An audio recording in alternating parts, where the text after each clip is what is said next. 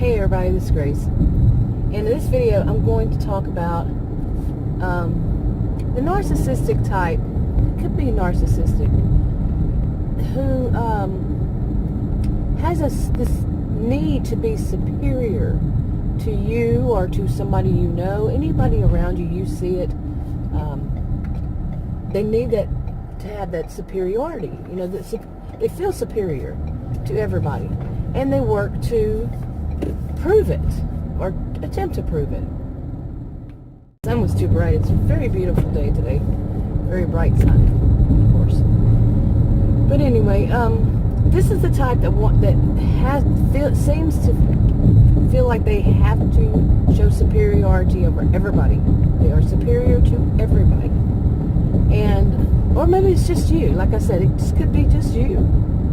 And this person works, let's just say you, okay, works to show his or her, let's say it's a he, superiority over you. Well, there's something that happens. Maybe you have to take some kind of CEU or whatever for where you work, and you make a better grade on it than that person. You know, you have a CEU. Some just call them CEs. But you pass it and you make a better grade than that person does on whatever it is. And so you have proof. You actually have proof that you made better. You did better than that person. This person might do is to try, you know, once the boss, say, has seen that you did made a better grade, that person is still going to find some way to downplay your accomplishment, or basically say there was something wrong with the class or the instructor. You know, for whatever reason, it's not going to be the narcissistic type person's fault for not doing as well as you. There will be reasons, and they would like I said, downplay the class, and also say about the grade. Say that maybe the grade really doesn't mean anything, nothing. You know, they have to keep themselves up as the superior one. Said that this narcissistic type person will downplay any of your accomplishments to keep themselves, you know, way up there, and you know, like I said, downplay what was a test not even worth taking. You know, say something like that. That that test doesn't state what you want it to, you know, what you know it does. Anything they can come up with to say you're not as good as they. You are way down there and they're way up there. Now, I don't know how in the world they would tell a boss that's sitting there looking at the test results, but they might try.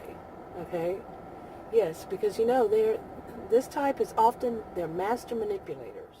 A boss has more than likely seen this kind of test results, maybe took the test themselves, maybe took the class. But these are master manipulators, and they may try, and this type might try to fool the boss, to say, oh, well, things have changed, or maybe the instructor was bad, like I was saying a while ago. The instructor didn't know how to teach the class. That type might even say that you somehow got, found out what was going to be on the test that the other students didn't know, or they didn't know. It's basically saying you're cheating on the test. Or you were the instructor's pet, like a teacher's pet. Something to try to say there's no way that you are better than they. They are suddenly experts on how a class should be taught, that you are a cheat, that that the test doesn't mean anything, the class doesn't mean anything, the instructor was wrong. Whatever it is, they're suddenly, experts on how that test and what it means along this line.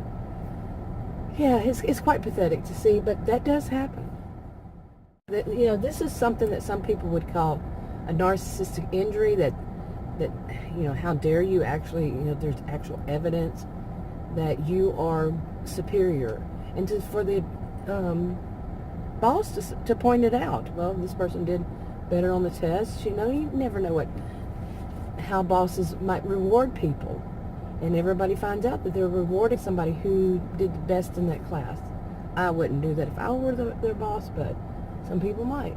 So it's like a narcissistic injury, and this person can go what people call a narcissistic injury, and they can go into what some call a narcissistic rage, and just do everything to try to harm you, to make you not look like they. One of the things I'd always heard was that somebody who had a superiority complex, it was basically just masking an identity problem. An inferiority complex. Oh, too many distractions. But yeah, and that's was the whole cause of it when I was younger in college, back in those days. But now, there's more understanding about how some people who are narcissistic, how they do things and why they do them the ways they do. So, as far as, you have the proof, an actual proof. That, I think, is when they go into the most, the rage, whenever you let it known that, hey, I have proof.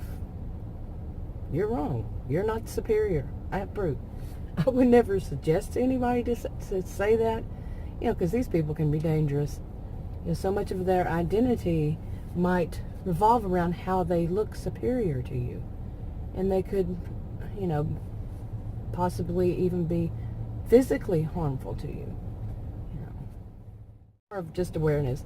And I'm curious, how many people have actually worked with somebody like that?